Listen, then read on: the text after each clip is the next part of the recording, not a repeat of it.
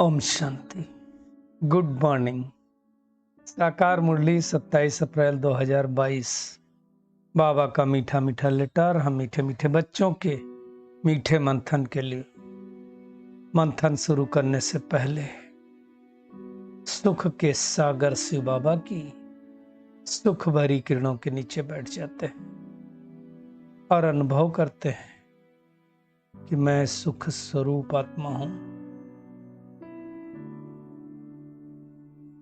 आज मीठे बाबा ने कहा, मीठे बच्चे,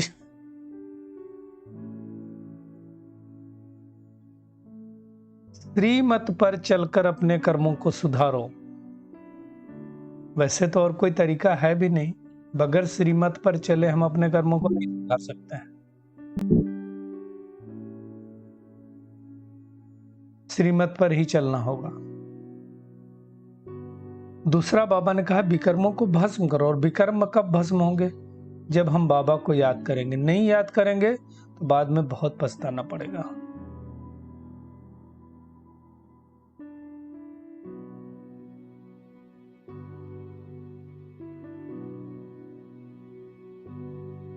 तो हमें अब पछताना नहीं है, धर्मराजपुरी में सजाएं नहीं करनी है ना।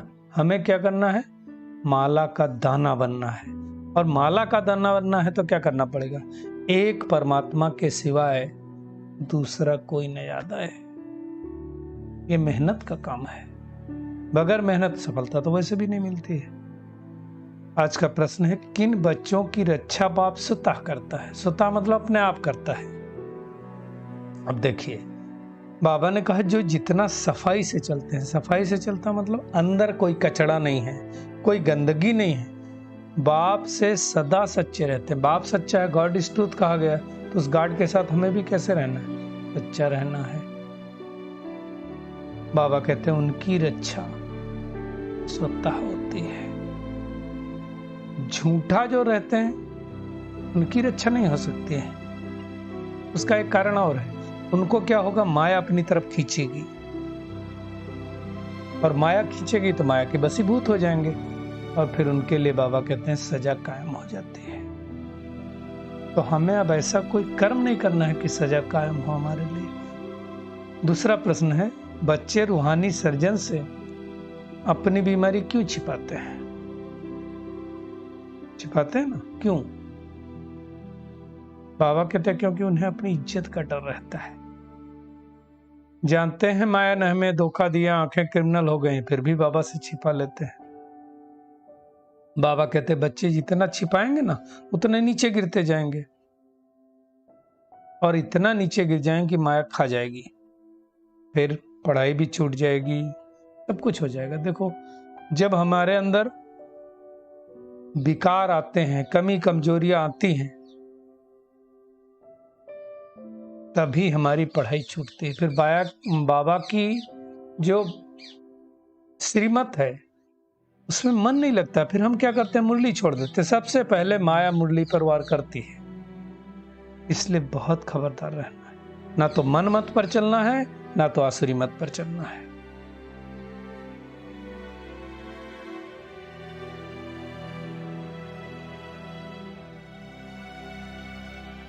ये सब बाप बच्चों को बैठकर के पढ़ाते हैं। गाते तो हैं, आत्मा परमात्मा अलग रहे बहुकाल, सुंदर मेला कर दिया जब सदगुरु को मिला दलाल। कब?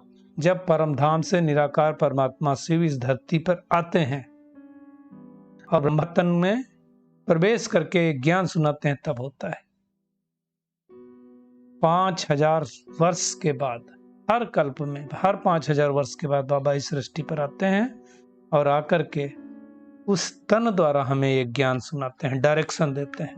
और जो बाबा के डायरेक्शन पर चल करके अपना कल्याण करते हैं वो तो चले जाते हैं सतयुग में, और जो नहीं कल्याण करते हैं वो फिर जाके परम धाम में बैठ जाते हैं, फिर अपने पार्ट अनुसार आएंगे। बाबा तो समझाते हैं। बाबा कहते हैं श्रीमत पर कोई चले ना चले, टीचर की सुने ना सुने, फायदा नुकसान किसके लिए? अपने लिए है ना, कोई दूसरे के लिए तो नहीं है ना। नहीं सुनेगा तो फेल हो जाएगा। जैसे लौकिक में टीचर पढ़ाते हैं और जो नहीं सुनता है वो फेल हो जाता है।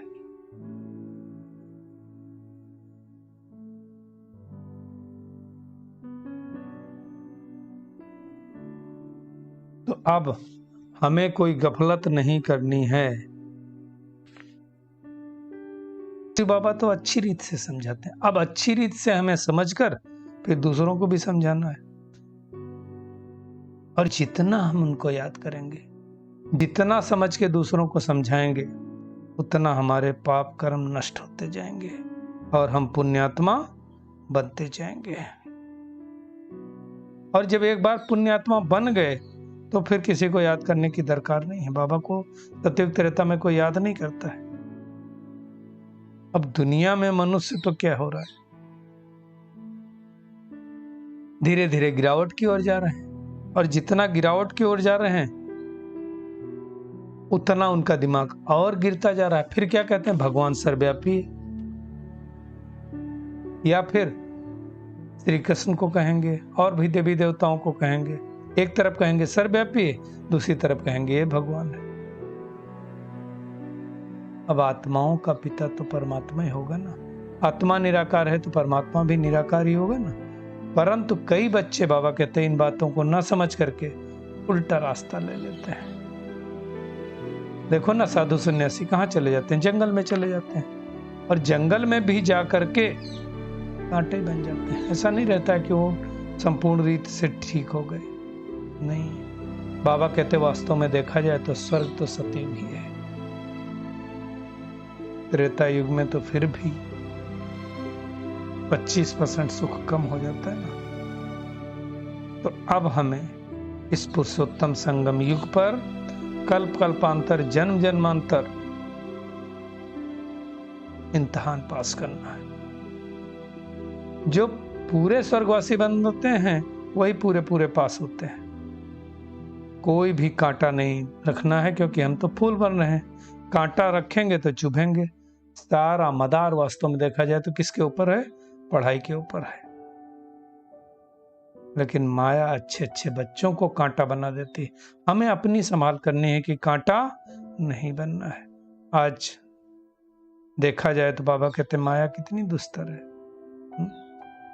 आर्टिफिशियल खूबसूरती भी कितनी बढ़ गई, कितना फैशन है ना। बाबा कहते देख लो जाकर के मूवीज में क्या क्या दिखाते हैं।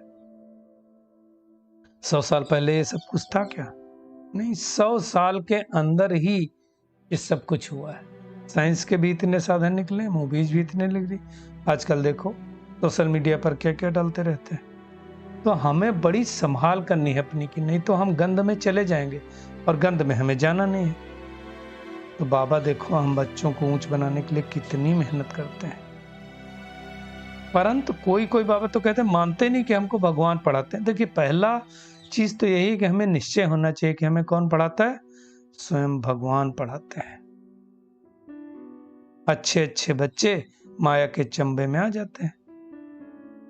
फिर भी बाबा देखो दयालु, कहता है एक बार भी सुना है ना ज्ञान, ज्ञान तो नष्ट नहीं होता। तो स्वर्ग में तो आएंगे लेकिन ऊंच पद नहीं पा सकते। सारा मदार याद की यात्रा पर है।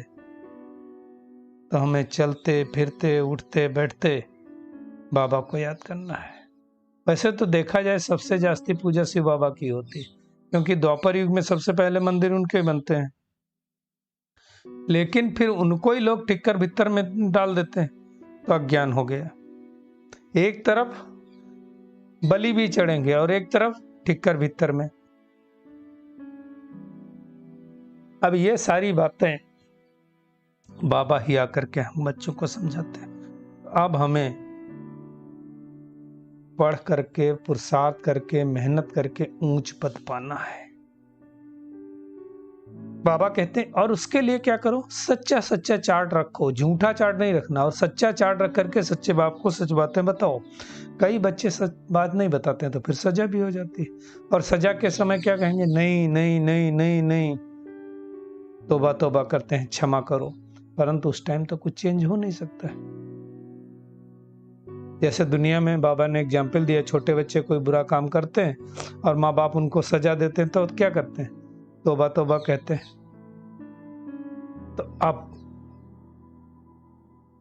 हमें ऐसा कोई काम नहीं करना है जिससे हम आसुरी मत पर चले जाएं।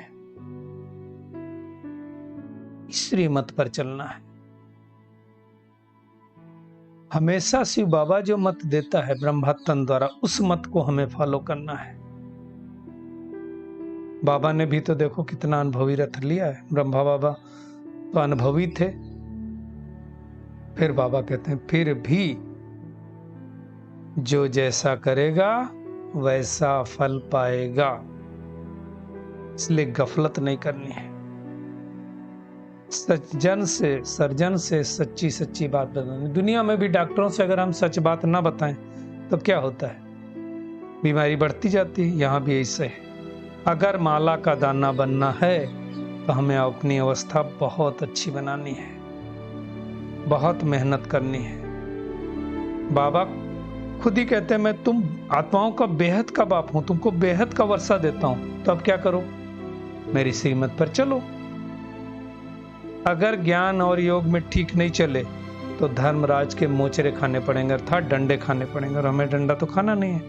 हमें पतित से पावन बन करके विजय माला में पिरोना, इसलिए मेहनत करनी है।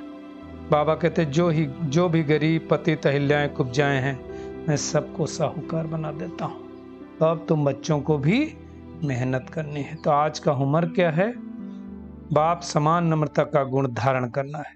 किसी को भी कांटा नहीं चुभोना, चाहे कोई भी हो। श्रीमत पर चल करके अपने कर्मों को सुधारते रहना है। खुशबूदार फूल बन करके सबको खुशबू देनी है। सच्चाई का गुण धारण करना, और अब बाबा से कुछ भी छिपाना नहीं है। कुछ भी हो जाए, पढ़ाई किसी भी हालत में छोड़नी नहीं है। आज्ञाकारी बन करके रहना है। आज का बाबा का वरदान है, बाप द्वारा मिले हुए वरदानों को समय पर कार्य में लगाकर फलीभूत बनाने वाले वरदानी मूर्त भव। बाबा कहते हैं बाप दादा द्वारा जो भी वरदान मिलते हैं उन्हें समय पर कार्य में लगाओ तो वरदान कायम रहेंगे। वरदान के बीज को फलदायक बनाने के लिए क्या करो, बार बार स्मृति का पानी दो। वरदान के स्वरूप में स्थित होने की धूप दो, तो क्या होगा, एक वरदान अनेक वरदानों को साथ में लेकर आएगा, और फल स्वरूप क्या होगा, वरदानी मूर्त बन जाएंगे। जो जितना वरदानों को समय पर कार्य में लगाता है उतना वरदान और श्रेष्ठ रूप में दिखता जाता है। आज का स्लोगन है, अटेंशन नेचुरल हो तो टेंशन स्वतः ही खत्म हो जाएगा। चलिए परमात्मा किरणों के नीचे बैठ जाते हैं और अनुभव करते हैं, मैं बाप समान नम्रता का गुण धारण करने वाली आत्मा हूं। खुशबूदार फूल बनकर के इस सृष्टि पर खुशबू फैलाने वाली आत्मा हूं।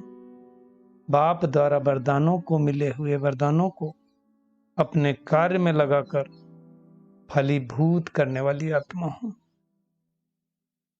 शुक्रिया मीठे प्यारे बाप दादा, शुक्रिया आप सभी का इस मीठे मंथन के लिए।